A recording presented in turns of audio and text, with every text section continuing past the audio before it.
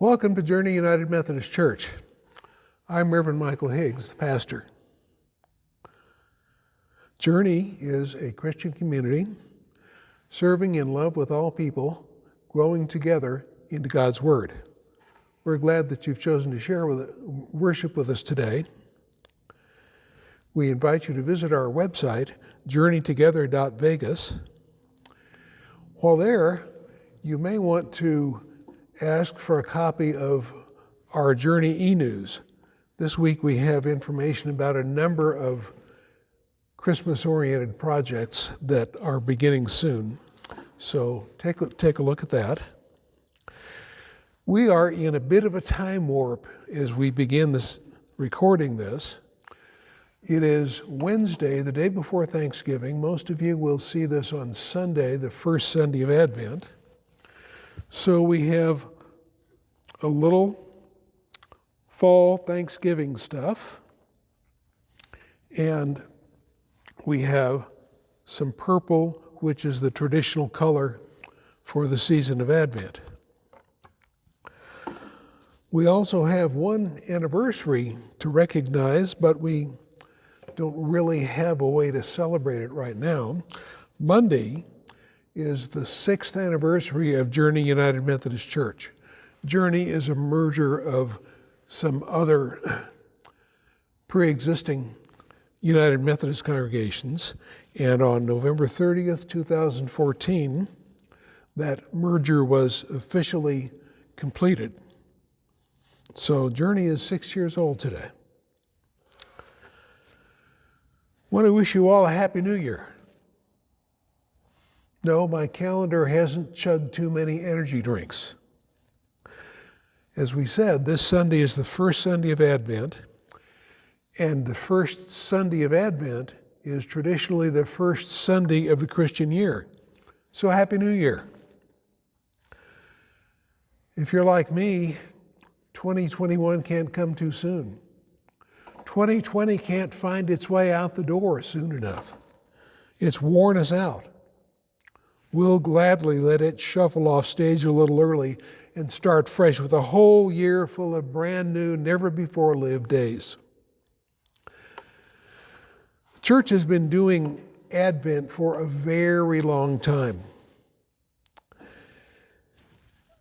Our spiritual ancestors discovered that they needed a season of spiritual preparation leading up to Christmas. And so we have Advent, this season of 4 weeks that leads to Christmas. We'll be using Bible readings in the next few weeks that our spiritual forefathers and mothers found were especially helpful in that process of spiritual preparation. Our first reading today comes from the prophet Isaiah, a little over 500 years before the birth of Christ. The nation of Israel had had a rough time, largely because of its own unfaithfulness. Its leaders are living in exile in Babylon, and they've been there a long time. The prophet is relentlessly honest about Israel's unworthiness to be in God's presence. Finally, after all that honesty, he throws himself and his people on God's mercy. Don't be so furious or keep our sins in your thoughts forever. Remember, Lord, that all of us are your people. Our second reading doesn't seem like it ought to belong with Advent and Christmas. It's the beginning of 1 Corinthians, Paul's letter to a Christian community in the town of Corinth. Paul has serious business to do with these folks.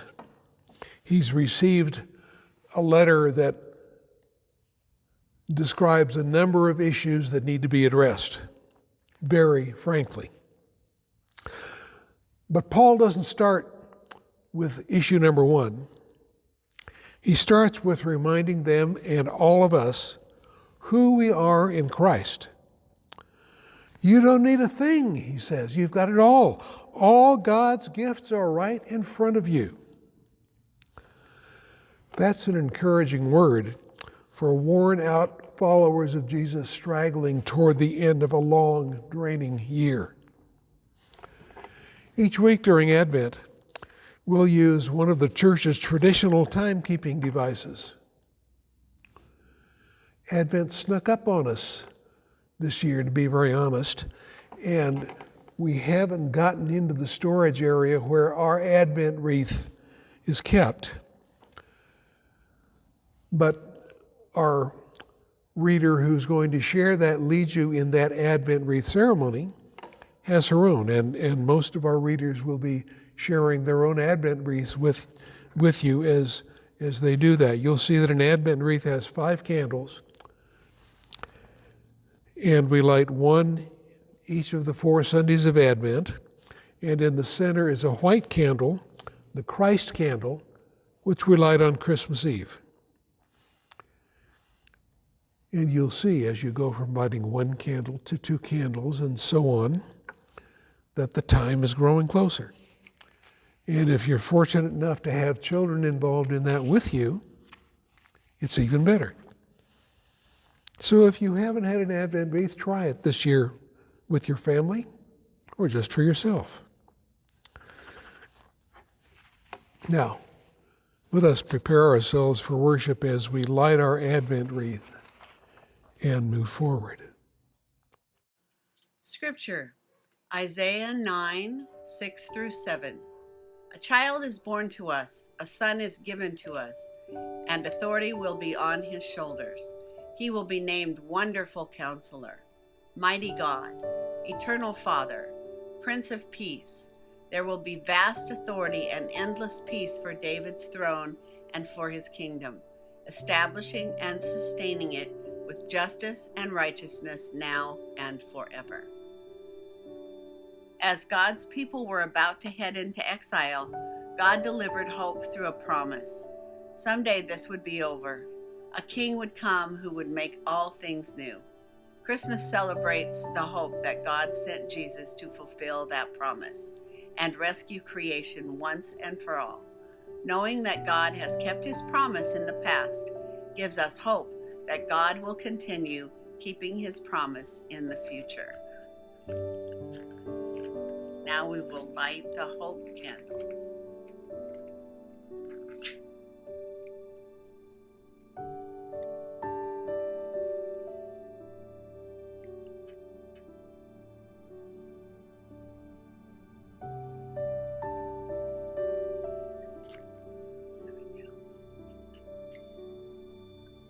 Will you pray with me?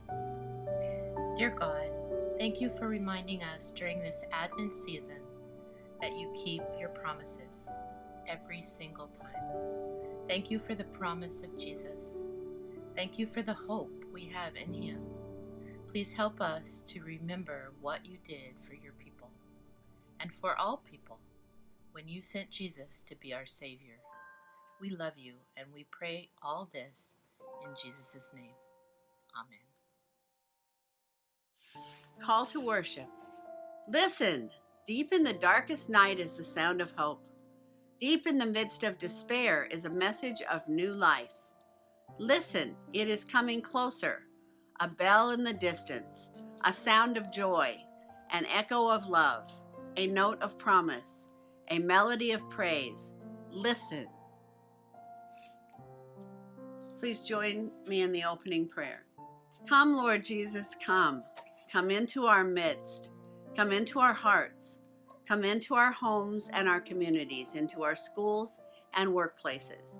May we welcome you everywhere, making room for you, preparing for you, anticipating your arrival with joy and reverence. We commit this season of Advent to becoming ready. Shine your light in those nooks and crannies we keep in the shadows. Sweep the cobwebs from our long-hidden doubt and fear. Repair our torn and wounded places. We long for your arrival. Come, Lord Jesus. Come. Amen. Chains be broken, lives be healed.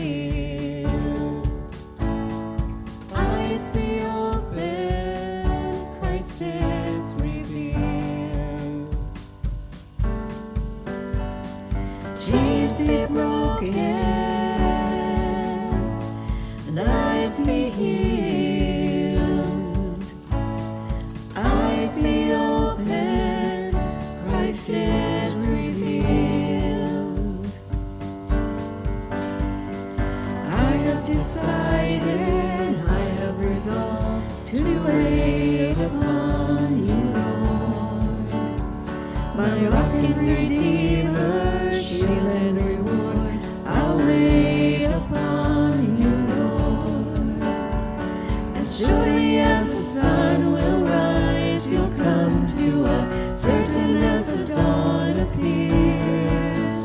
You'll come, let your glory fall as you respond to us.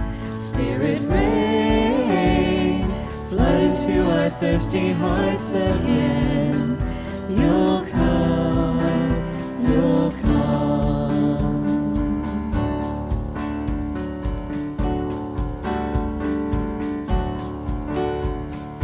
We are not shaken, we are not moved, we wait upon you, Lord. Mighty deliverer, triumphant truth, we wait upon you, Lord.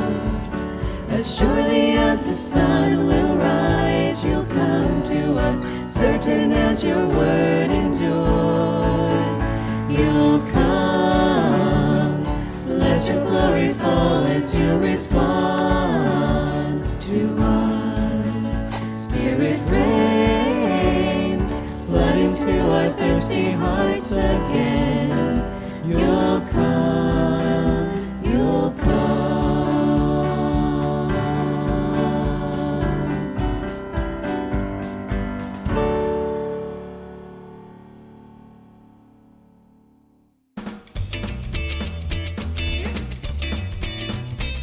Good morning, and welcome to Children's Time. This morning I brought some clay. I'm sure that all of you have made things from clay before. There's even a job making bowls, jars, art, and more from clay. Someone who does this is called a potter. Today I'm going to show you some things that I made from clay, and we'll see if you can figure out what they are. What do you think this is? A flower, right? Here's another one. What about this? It's a gingerbread man, isn't it? It's about time to eat those. And as you can tell, I don't have potter as my job title. Finally, what's this? It's a little cup, isn't it? You can make pretty much anything out of clay, right? But what happens to a piece of clay if you forget and you leave it out for a long time? It dries up and it gets really hard. And when it's dried out, it's not easy to mold it into what we want to do. Like this piece is really hard. I can't mold it. That reminds me of what was happening to God's people during the day of the prophet Isaiah. In our first scripture today, Isaiah is very upset and begging God to come down and change the hearts of his people. We have sinned and turned away from you, and you have become angry with us. How can we be saved? No one calls on your name or pleads for your mercy. You've turned away from us. It sounds pretty hopeless, but Isaiah didn't think so, because he knew that if the people would turn back to God, he could mold them and shape them into what he wanted to be, what he wanted them to be, like clay. Isaiah said to God, "Oh Lord, you're our Father. We're the clay and you're the potter. We're formed by your hand. Don't be angry with us. Look at us and see that we're your people." Isaiah knew that even though the hearts of God's people had become hard, God could still mold them into what he wanted them to be. Just like this clay that I've formed into a heart. Just like the people in Isaiah's day, we sometimes stray away from God and our hearts become hard. But the good news is that all is not hopeless. If we turn back to God and ask him to forgive us, he can mold us and shape us into what he wants us to be. God is still the potter, and we are still the clay. Our second scripture from Paul's letter to the Corinthians reminds us that God is not distant or far from us, like some genie that needs to be conjured when life gets hard. But he was actively at work in the lives of the Corinthians that Paul was writing to, and he is actively at work in our lives today. God is faithful. God is at work here at Journey.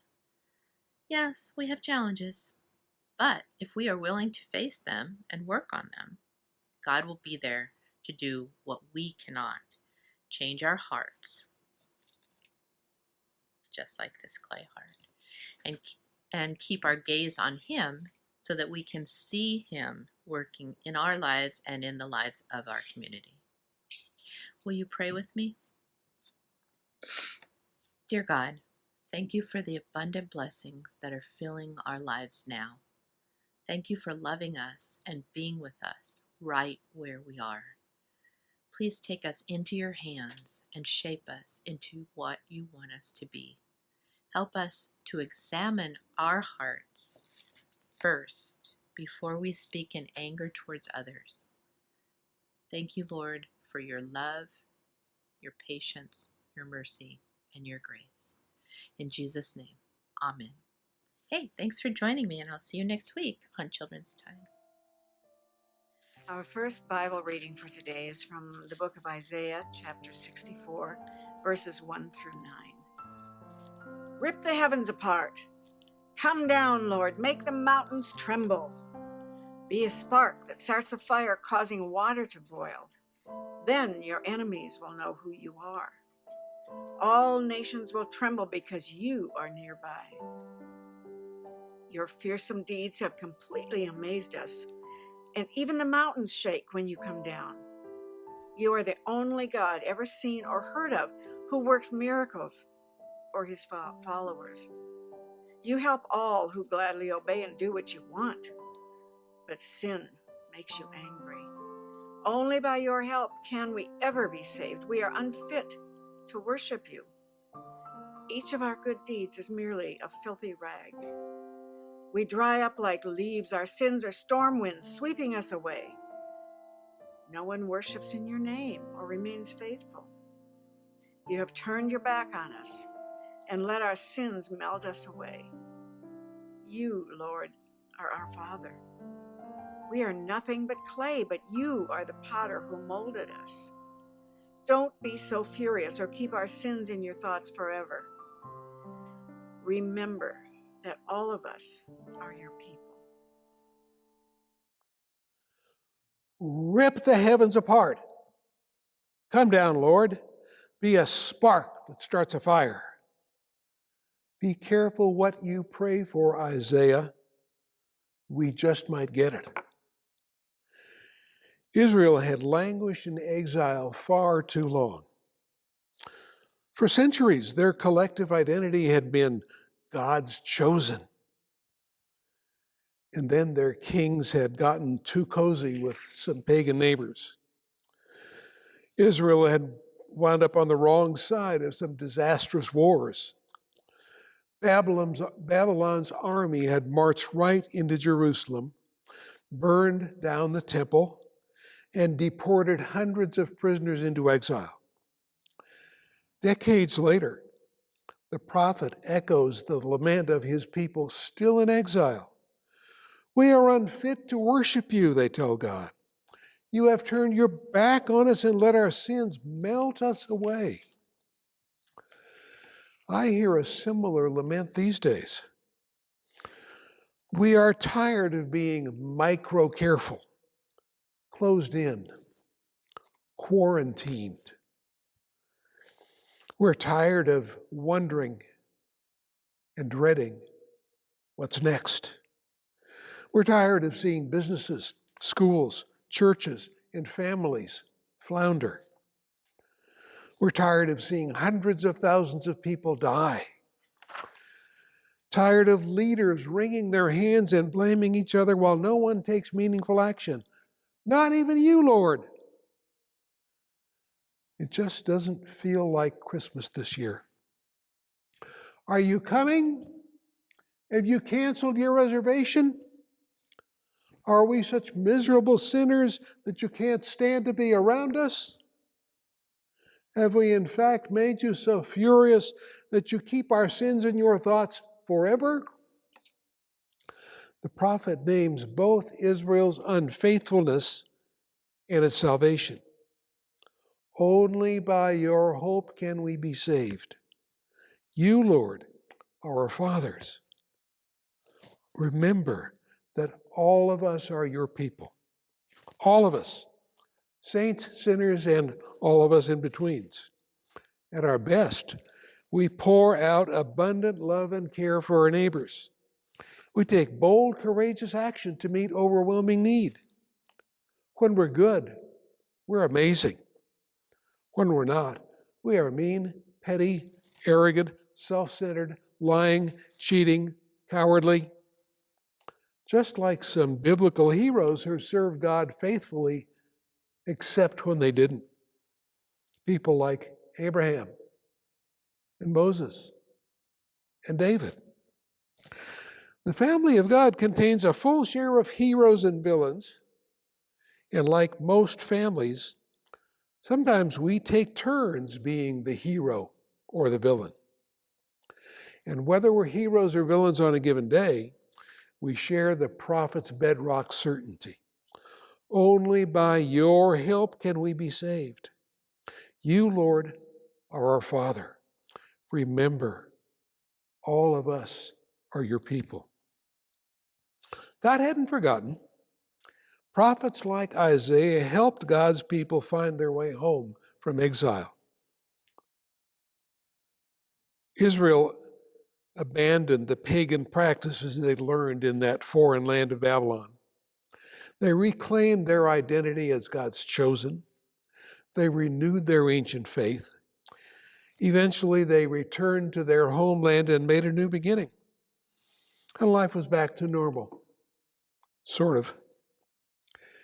Advent offers us a new beginning. As individuals, as a faith community, perhaps even as a nation.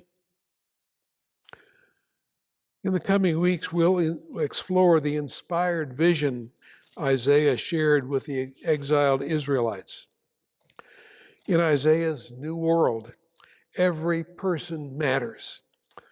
God's new creation overflows with joy, peace, hope, love. God's abundance provides enough for all because we've learned to share. We live beyond greed, insecurity, and fear.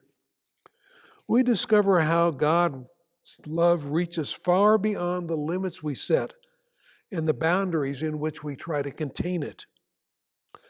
Our new beginning starts where Isaiah and those exiles started. You, Lord, are our Father. We are nothing but clay. You are the potter who molded us. Remember that all of us are your people. The second Bible reading is from 1 Corinthians chapter 1, verses 1 through 9. I, Paul, have been called and sent by Jesus the Messiah, according to God's plan, along with my friend Sosthenes. I send this letter to you in God's church at Corinth, believers cleaned up by Jesus and set apart for a God-filled life. I include in my greeting all who call out to Jesus wherever they live. He's their master as well as ours. May all the gifts and benefits that come from God our Father and the Master, Jesus Christ, be yours. Every time I think of you, and I think of you often, I thank God for your lives of free and open access to God, given by Jesus. There's no end to what has happened in you. It's beyond speech, beyond knowledge. This evidence of Christ has been clearly verified in your lives. Just think. You don't need a thing. You've got it all. All God's gifts are right in front of you as you wait expectantly for our Master, Jesus, to arrive on the scene for the finale. And not only that, but God Himself is right alongside to keep you steady and on track until things are all wrapped up by Jesus. God, who got you started in this spiritual adventure, shares with us the life of his Son and our Master, Jesus. He will never give up on you. Never forget that. Now we move ahead about 500 years after the time of Israel's return from exile in Babylon. Jesus has lived, died, been raised from death. His followers have set out to share good news as far as they can reach. Eventually, their movement reached the city of Corinth. Corinth's location made it a hub for both land and sea trade. People from all over the Mediterranean basin lived in Corinth. They brought with them their diverse languages, cultures, and religious traditions. Some heard Paul's message about Jesus and became part of the church in Corinth. As we said, Paul's letter responds to an earlier letter from leaders of that church. We've never found that manuscript, but apparently that letter raised several sensitive issues. Paul will have to say hard things to some of those people in Corinth. But he doesn't start with what divides this church. He starts with who we are together in Christ. He frames his letter as a family meeting. The family of God, the household of Christ, has some business to do together. And the first order of business is to remember who we are. Along with all who are in Christ, we have been made holy to God in Christ Jesus, called to be God's people, made rich through him in everything. You Corinthians aren't missing any spiritual gift. We who follow Christ are the richest people on the planet. So why do we so often feel or act impoverished? Why do we feel we're lacking so much or missing so much life? We may have a case of the grip. Our grip on things is too tight. It threatens to choke the life out of life. We cling to life as we know it. We dare not let go of what has been in order to embrace life as it's becoming. We cling to the way we did church back then, whenever your then was, or the way we do church now. If we let go, what would fill that hole in our lives? If we dared to loosen our grip, our hands and hearts could open to receive what God has to give us today. We cling to our money and our comfortable lifestyle. We've lived through hard times and we're not about to do that again. Or we cling to our lacking lives because we fear the responsibility of recognizing and owning our giftedness. Nelson Mandela spoke about this when he was inaugurated as president of South Africa. Our deepest fear, he said, is not that we are inadequate. Our deepest fear is that we are powerful beyond measure. It is our light, not our darkness, that most frightens us. We ask ourselves, who am I to be brilliant, gorgeous, talented, fabulous? Actually, who are you not to be? You are a child of God. Your playing small doesn't serve the world. There's nothing enlightening about shrinking so that other people won't feel insecure around you. We were born to make manifest the glory of God that is within us. It's not just some of us. It's in everyone. As we let our light shine, we unconsciously give others permission to do the same. As we are liberated from our own fear, our presence automatically liberates others. So here we are, Lord. You are our Father. You know us and love us just as we are. Shape and mold us in your image, we pray. Remember that all of us are your people. Empower us to make a new beginning in this new year with you, with each other. Loosen our grip so we may live with open hands and hearts. Give us courage to live as people of the light. Let our light shine so that our neighbors feel empowered to make manifest the glory of God in their lives. Teach us to live as people rich enough to be generous. Use us to create contagious generosity as we share our time, money, energy, our faith, hope, and love. And let us remember that God is not finished with us yet. Lots of folks have speculated about the ultimate end, when God finishes what God started. The big church word for that is eschatology. So far, all those folks who've speculated have been wrong. You heard Paul mention waiting for our Lord Jesus Christ to be revealed and being blameless on the day of the Lord. When we use that language, let's recognize that we are speaking about the unspeakable. When we're doing that, I've found that less is often more. But did you hear Paul's word at the very end of that passage? God is faithful, he affirms, and, bold italic caps, by the way, and you were called to partnership with his Son, Jesus Christ our Lord. What does that partnership look like as we make this new beginning?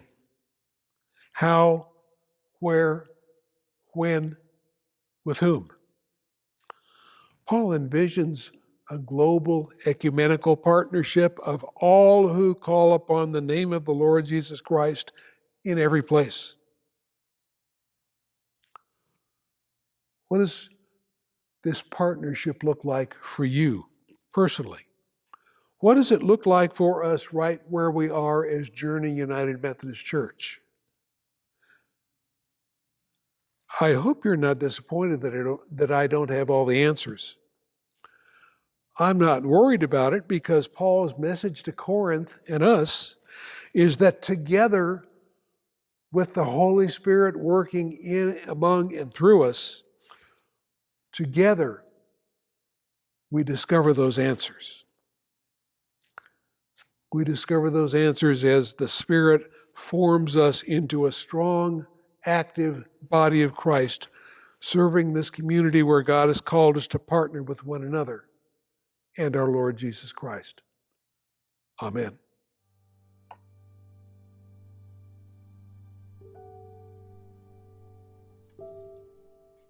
Please join me in the prayer. I will give you time after each of my certain lines. If I stop, that gives you time to pray for that particular thing. We praise you, eternal God, for the world and all that is, for sending light by your word to overcome darkness. In Jesus Christ, you began a new creation. You sent your Son to be the light of the world, to drive away fear and despair, and to rule in peace, justice, holiness, and love. Especially, we thank you for the order and the beauty of your creation.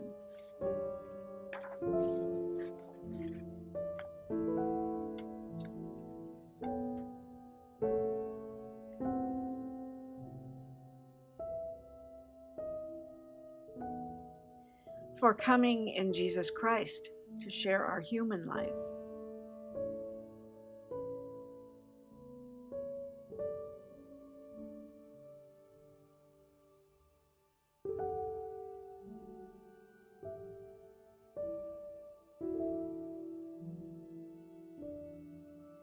For the place you give us in your continuing creation.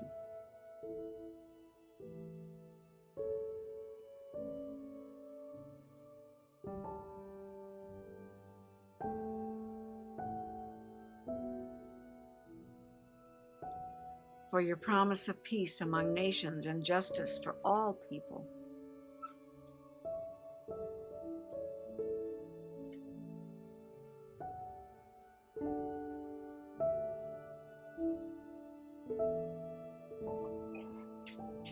For the church as the sign of your coming kingdom.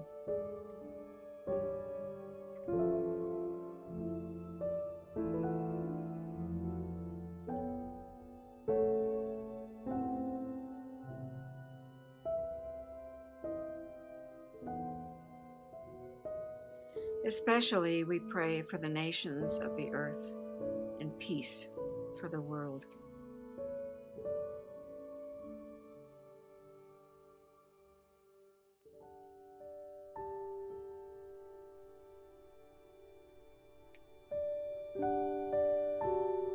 For victims, survivors, and perpetrators of violence.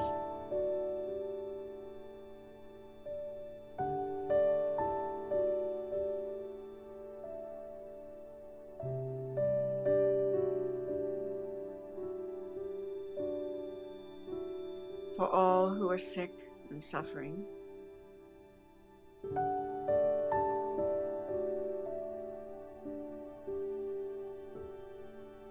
For our families and our friends.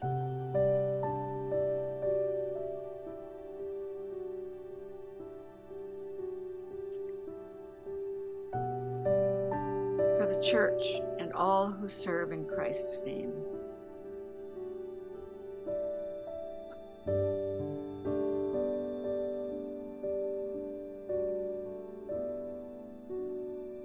All this we pray in the name of Jesus Christ our Lord, who taught us to say when we pray, Our Father, who art in heaven, hallowed be thy name. Thy kingdom come, thy will be done on earth as it is in heaven. Give us this day our daily bread, and forgive us our trespasses as we forgive those who trespass against us. And lead us not into temptation, but deliver us from evil. For thine is the kingdom, and the power, and the glory forever. Amen. Never has the work of the church been more important than during this time, when we grapple with the realities of physical distancing while seeing such a great need for unity, voice, and action in the world. We ask that you take this time to prepare your offering check and place it in an envelope and mail it to Journey United Methodist Church at 6450 East Stewart Avenue, Las Vegas, Nevada, 89110. Or go to our website at www.journeytogether.vegas and click on the Donate button. You can also send your offering electronically through Auto Bill Pay or Zelle. Loving God, we know that all your gifts come to us on their way to someone else. Bless what we give in this time and what we keep for our own use, that all our gifts may serve your purpose and spread the good news of your love in Christ. Amen.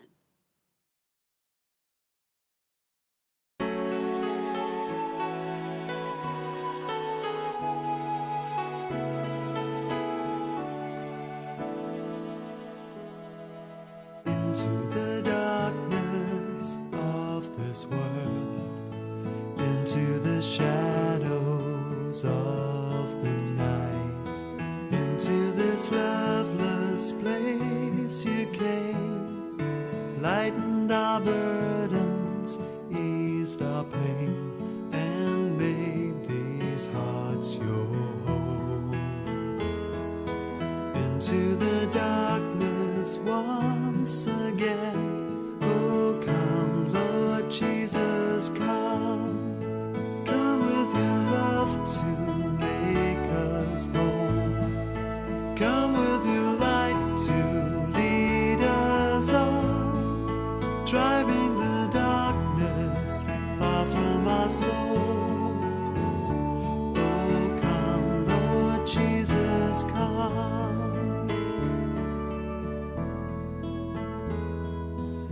to the longing of our souls, into these heavy hearts of stone. Shine on us now your piercing light, order our lives and souls aright, by grace and love alone.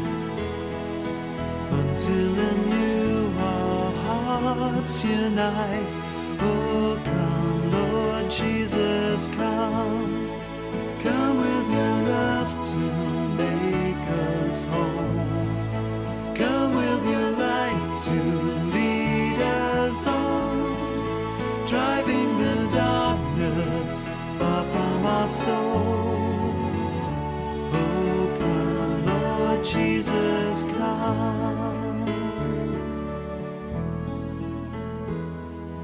Oh, holy child Emmanuel, hope of the ages, God with us. Visit again this broken place, till all the earth declares your praise and your great mercies own. Now let your love be born in us. Oh, come, Lord Jesus, come. Come with your love to make us whole.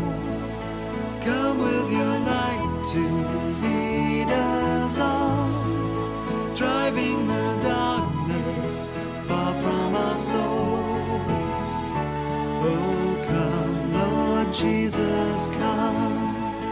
Come in your glory, take your place. Jesus, the name above all names. We long to see you face to face. Oh, come, Lord Jesus, come.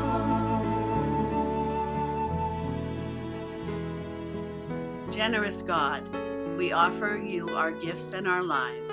May your love enable them to free rather than bind, to heal rather than wound, and to serve the reign of the Lord of life. Amen.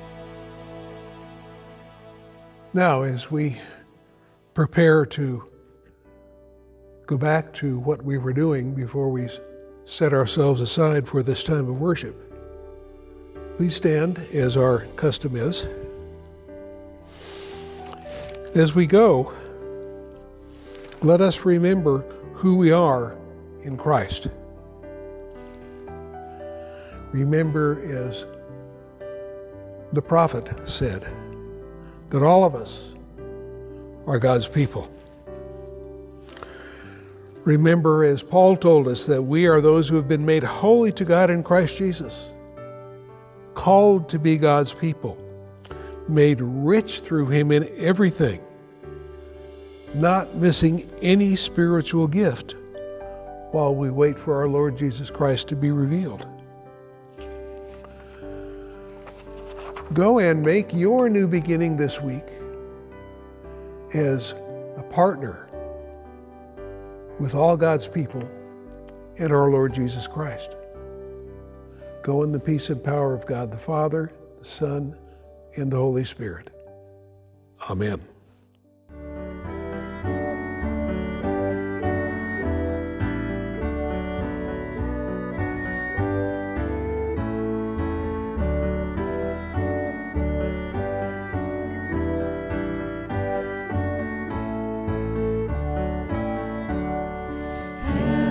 Sent a child to save us, light for all to see.